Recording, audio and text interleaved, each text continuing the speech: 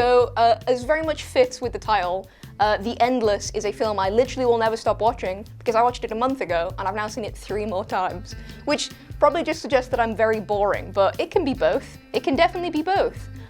In short, it's one of those films that when you get to the end, everything is revealed and you kind of realize that you need to watch it again to understand the film from the beginning because you missed a bunch of stuff. Should I spoil it? Here's like a spoiler warning because I would really like you to watch this film. I know you've already seen the film, but I would like everyone at home to watch the film too because it's very, very good. But in short, it turns out at the end that this cult isn't just a regular cult, but they're being controlled by this sort of ominous force. It's like demonic, it's also maybe kind of an alien, it's never really fully covered. But the short of it is, the cult are trapped there and they're looping in time, dying awfully basically, and being sacrificed to this evil god thing, demon alien, which makes a lot more sense when you watch it at the start because a lot of the things they're talking about, they're directly talking about this demon, but you think it's just kind of cult talk. It also makes a lot more sense why he's so specifically angry that the brothers left at the beginning of the film, because he's like, we're stuck here in this bad time loop and you got out, and I'm furious, I'm fuming. Would recommend. I've watched it 3 times and each time I'm like, oh, that dialogue is because of that, oh my god.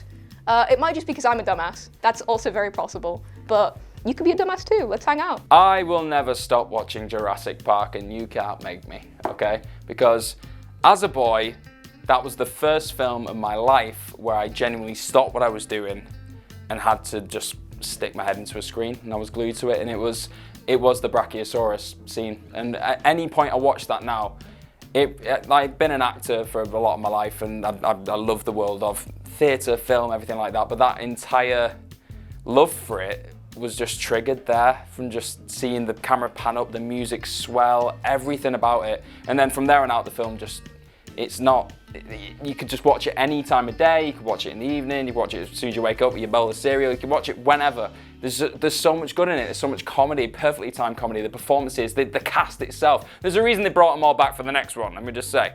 But honestly, it's one of the most timeless films you'll ever see, and I want to see if you've never seen it, watch it, but if you haven't seen it, seriously, what have you been doing? Because it's just one of the best films ever. There's dinosaurs fighting other dinosaurs, a big T-Rex and a Velociraptor, and it's going to get emotional if I carry on. So Jurassic Park, I will always just keep watching. So for me, it's probably have to be my favourite film of all time, which is Trainspotting. Nice. I just love that film. As a kid, I say as a kid, bad watching it as a kid. I watched it like, say, first time at the age of 12.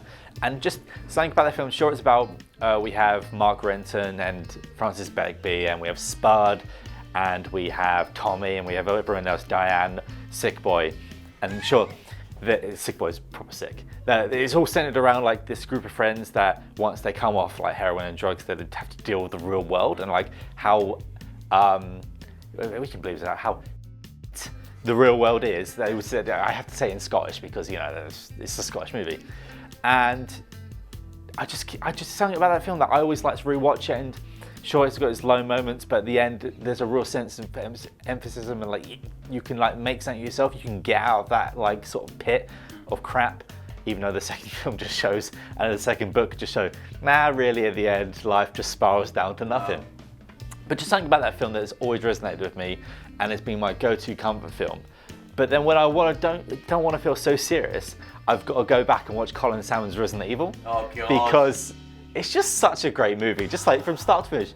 Like when I first watched that movie, it made me cry as a kid, couldn't finish it. I was so scared, had it recorded on Channel 4, because I had a real bad problem with like small spaces, and because it's obviously the base underground, I couldn't deal with the fact that it was underground.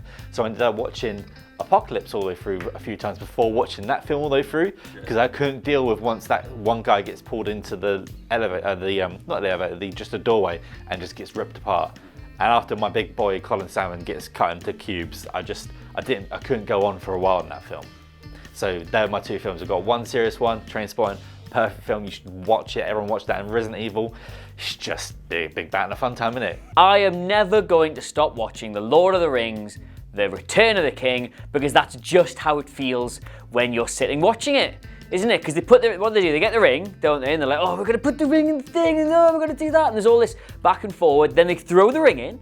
There's too much bad Lord of the Rings crap crack on these. This is the third. Look, it's the Lord of the Rings fault, if anything. They throw the ring into the thing, and I was sitting in the cinema, 3 hours in at this point, by the way, busting through a wee, going, "Oh, well done, Frodo. Well done, lads. Good job, well done. Now, back to the Shire. Quick 5 minutes, medals around your neck, and we can all go home." Do you know, Ash Millman, how long it takes from the ring going into the fire to the credits rolling in that film? In the original, not even the extended cut, the one that hit the cinemas. Do you know how long you have to sit there if you need a wee? In minutes. In minutes.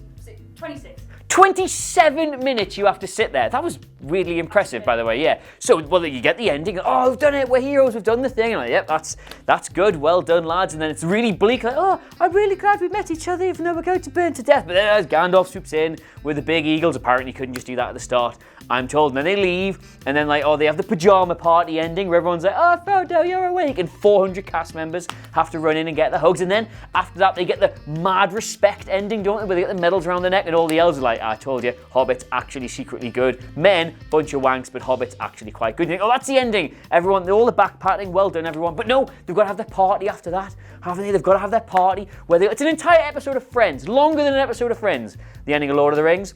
Big back-slapping back party, everyone gets pissed, then everyone gets married, and then the elves have to leave, and they cut like 3 bits out at the ending. There's more to it, and they went, "Ooh, bit long that, we should probably trim it." And it was still 27 minutes long. So, to answer your question, the movie I'm never going to stop watching is The Lord of the Rings, The Return of the King, because that's just how it feels when you're watching it. All right, the real film I'll never stop watching is Van Helsing, but I've already spoke about that before in another entry. So I'm gonna have to come up with another one, and there's 2 films from my childhood that have lasted the age. I say my childhood, one of them is not from my childhood. I watched it not that long ago, but love it, which was The Legend of the Guardians, The Owls of Ga'Hoole, which is high-key Zack Snyder's best movie he's ever done.